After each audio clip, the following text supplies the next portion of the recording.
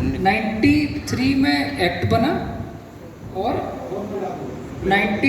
26 अक्टूबर या नवंबर में कुछ है ना, नवंबर में जो है 26 नवंबर हम पंचायती राज दिवस मनाते ना, कुछ बनाते हैं, चलिए 94 में उसको लागू हुआ, मतलब एग्जीक्यूट हो गया। फिर एक समिति बनाई गई दिलीप सिंह भूरिया कमेटी, उसमें पूरे देश के लगभग 30 समाज के लोगों को उसमें सदस्य रखा। उन्होंने हर जगह जाके इसके बारे में चर्चा की और 15 बिंदु का एक 15 शक्तियों का एक ड्राफ्ट बनाया। वो ज़्यादा अच्छा आवाज़ खींच रहा है। हाँ, तो 15 चीज़ों का एक, उसको क्या बोला उन्होंने, पंचायती राज एक्सटेंशन इन शेड्यूल्ड एरिया। कौन सा एरिया? पैसा। पंचायत एक्सटेंशन, राज साइलेंट है, पंचायती राज एक्सटेंशन इन शेड्यूल्ड एरिया। तो ये जब नियम बनाया तो किसने बनाया, कौन सी कमेटी थी? दिलीप सिंह भूरिया कमेटी। दिलीप सिंह भूरिया कमेटी ने जो जब ये बनाया तो इसमें कुछ अधिकार दिए। वो अधिकार जो थे उसमें प्रमुख जो 6 अधिकार थे जो हमारे पैसा नियम में भी हैं। पहले क्या अधिकार थे कि ग्राम सभा जो है, एक जो फलिया टोला है जो परंपरागत रूप से एक ग्राम है, वो अपनी सीमा का निर्धारण कर कर स्वयं को घोषित ग्राम सभा बना सकता है। ये कोई नियम नहीं कि शासन तय करेगा कि ये फलिया टोला से यहाँ तक ये। ग्राम पंचायत में क्या होता है कि 10,000 की ग्राम पंचायत, तो 10,000 जितने गांव मिलेंगे सबकी ग्राम पंचायत। तो ग्राम पंचायत नहीं थी, इसकी इकाई क्या थी? ग्राम सभा। तो पैसा कानून का सबसे प्रमुख अधिकार क्या है? ग्राम। पंचायती राज का अधिकार सबसे प्रमुख इकाई क्या है? ग्राम पंचायत। तो दोनों में अंतर समझा।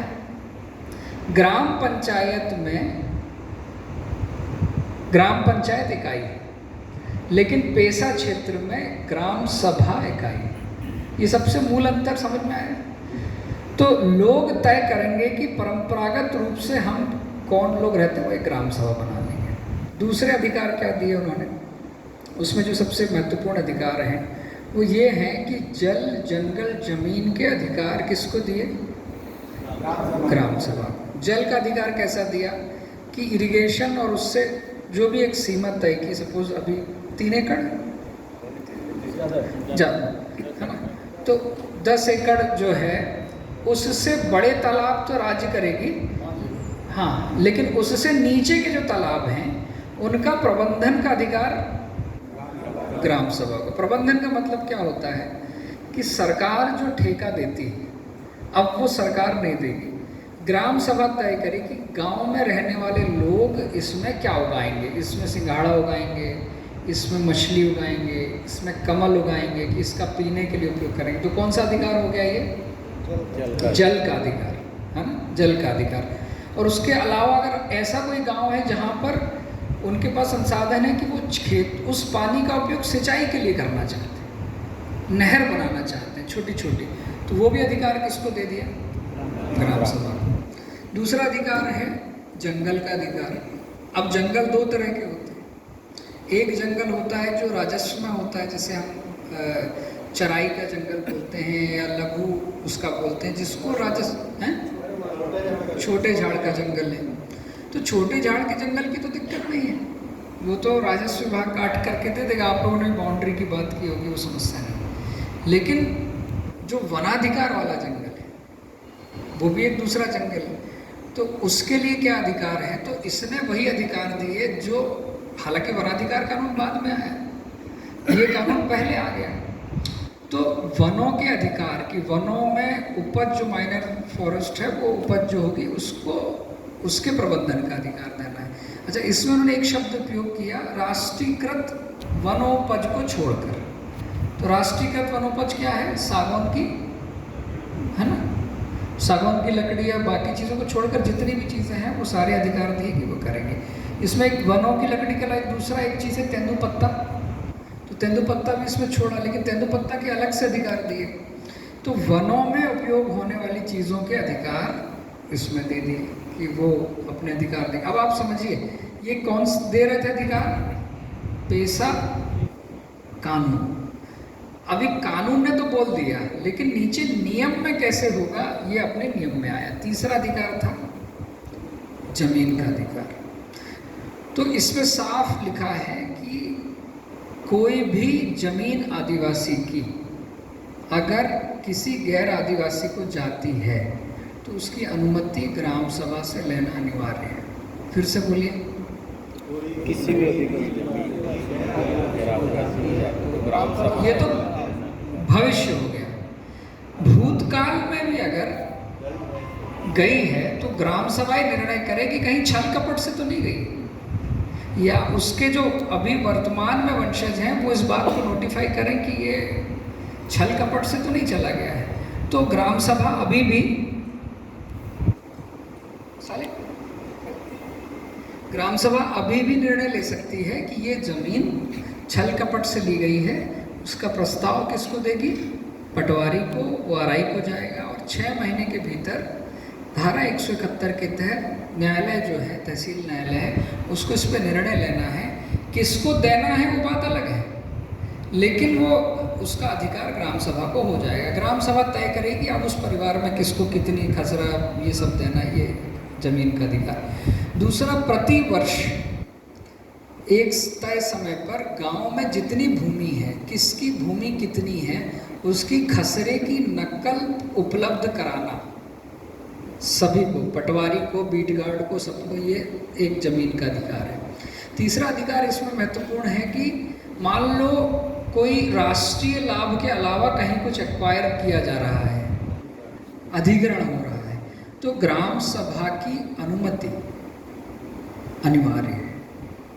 ये बहुत विशिष्ट प्रश्न है कि अच्छा, इसमें 2 कैटेगरी कर दी कि केवल ऐसा हो कि एक राष्ट्रीय राजमार्ग जा रहा है ना, और बीच में गांव पड़ता है और ये गांव बोले साहब हम नहीं करेंगे, तो उसमें ये कैटेगरी दी है कि वहाँ पर जनहित में ये तय हो सकता है। लेकिन मान लीजिए कि वो रास्ता कहीं और विकल्प है तो वो ग्राम सभा उसमें बता सकती है। लेकिन कहीं ऐसा हो गया कि MIDC है, जिसको अपन क्या बोलते हैं, अब बोले साहब इंडस्ट्रियल डेवलपमेंट के लिए चाहिए और प्राइवेट को जाएगी, वहाँ पे ग्राम सभा बोल सकती कि हमको नहीं देना है, हम अपने पास रखेंगे। तो जल, जंगल, जमीन खड़े होकर निकलते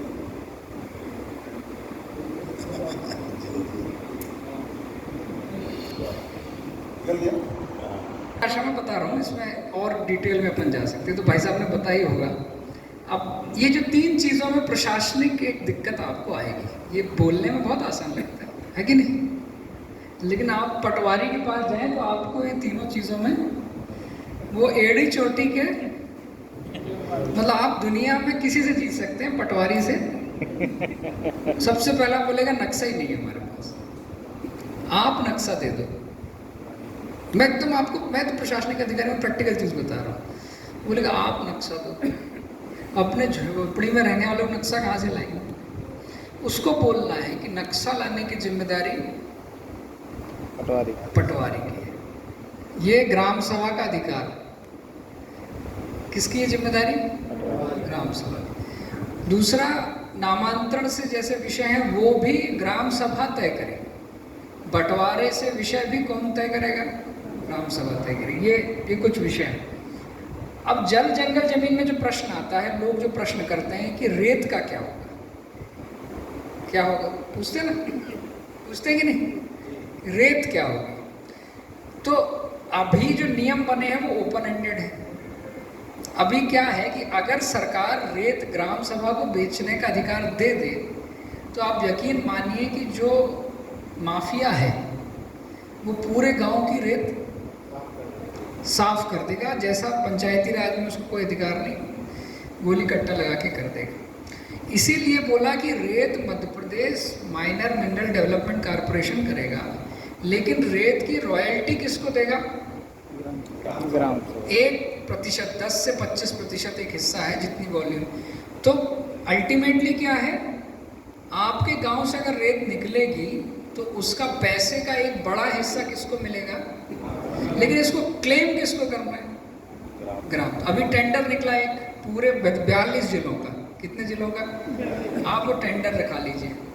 फिर टेंडर में टेंडर लगेगा, आपको रेट पता चलेगा, आपके गांव की खदान की सूची आएगी, तो आप ये कर दीजिए कि 10% रॉयल्टी किसको मिलनी है, ग्राम, जो भी रॉयल्टी शासन तय करे।